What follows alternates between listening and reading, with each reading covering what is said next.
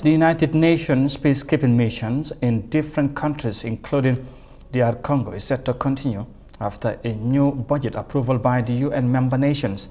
The move came as the United Nations threatened to end its missions due to the lack of adequate funding to continue its operations. Now, despite the new development, there has been concerns in some quarters in DR Congo in the manner in which the UN troops operate in the Central African nation. Let's have more details of that in this report. A fragile security situation in the east of the DRC. Rebel attacks have left hundreds of people dead in Ituri and North Kivu province since the beginning of the year. UN peacekeepers have been helping the DRC army protect residents, but they have had to reduce their troop numbers due to funding shortfalls over the years.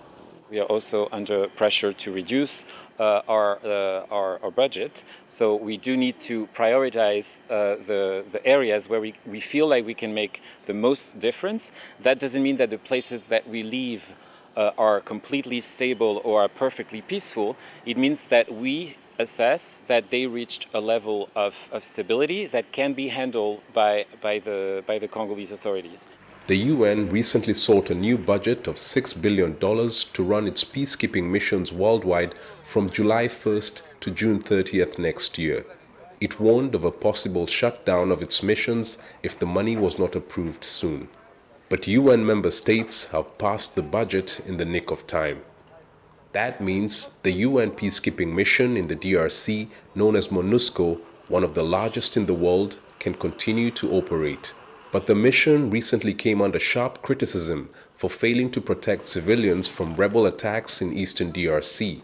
It has been a waste having this mission in the DRC. It has been a waste of resources that the United Nations could have been utilized differently. You may know that the mission has been in this country for more than 2 decades, and they have been financed extremely, almost in every domain.